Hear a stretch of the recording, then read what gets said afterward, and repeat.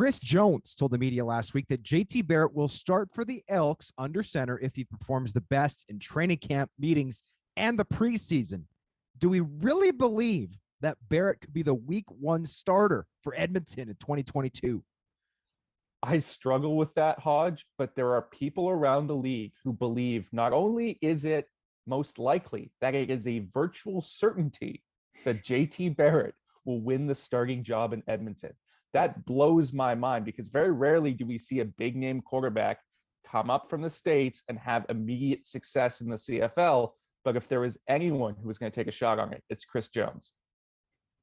Certainly, he loves his big name quarterbacks, be it from the NCAA or the NFL. And JC, you sort of alluded to it here, and there was some talk around the combine that the Elks have been looking to trade Nick Arbuckle for quite some time. So you pair that with the fact that there's people in the league, rivals of the Elks, of course, that feel like Barrett is the favorite to be the starter. And then also you look at the quote that Jones had.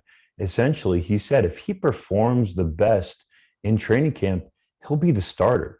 To me, that's ultra rare that you would have veteran quarterbacks on the roster, guys with starting experience currently, Arbuckle and Taylor Cornelius, and you would say that a rookie coming in that has never played a game in the CFL, if he beats them out, which seems plausible in training camp, then he'll be the starter.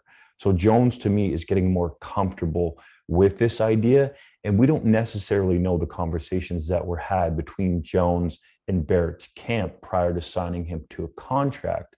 But you would imagine now, with the confidence that seems to be emanating from Jones and Barrett, that part of that conversation had to be, look at, if you come in and you show that you're the dude, we're not going to just let you develop and sort of stick you as the backup quarterback and bide your time. We're going to put you in there right away. So I certainly think that that would have been part of the conversation. That's speculation. But as we go along here and you hear sort of some of the things that are potentially going on with Arbuckle and that the Elks still want to try to trade him, and really I don't understand, but don't want anything to do with them, then you get the sense that, yeah, this could be, and it seems unbelievable to even say, Barrett's job to lose.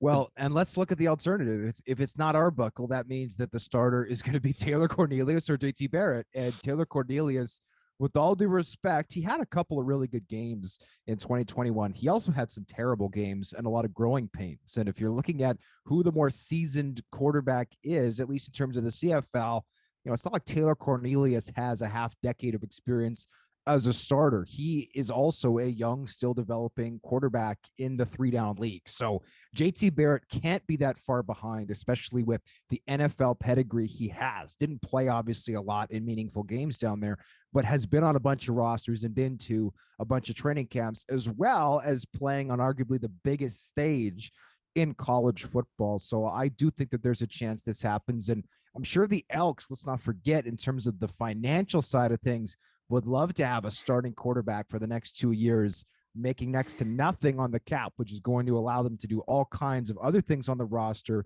to put the best pieces possible around Barrett, and also, of course, fill up that defense with a bunch of stars for Chris Jones to work with.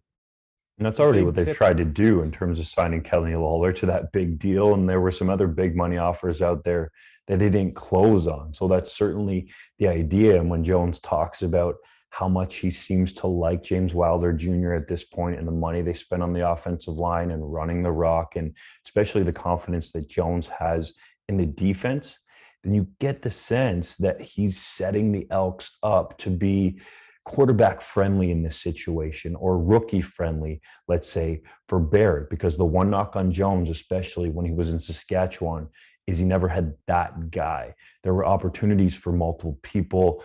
Zach Caleros was brought in there, and of course he had the injury, and it seemed like at points he was going to be that dude, but it didn't play out that way. Brandon Bridge was another one who was in there, and then they ultimately go back and forth between him and Kevin Glenn. So I think Jones wants to find that guy and be a young dude and invest the time in him, if indeed Jones is going to stay true to his word and honor this 4-year contract, or potentially longer with Edmonton.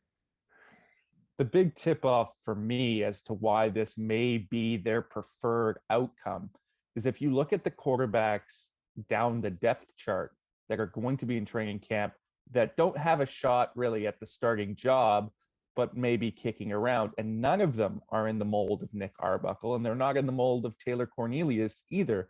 They are all mobile guys that can play the same style of game as JT Barrett. That indicates, one, that Edmonton wants one of those type of guys on the roster, at least one of them. And B, if JT Barrett wins the starting job and you've got to build an offense around him and his skill set, they've got guys that they can then back him up and just plug and play into that system. So they are bringing in talents similar to JT Barrett, but not similar to the other two guys that are in line for the starting job. Yeah, and I'm not saying this is going to play into it, but with Victor Cui, the new president there, he understands marketing.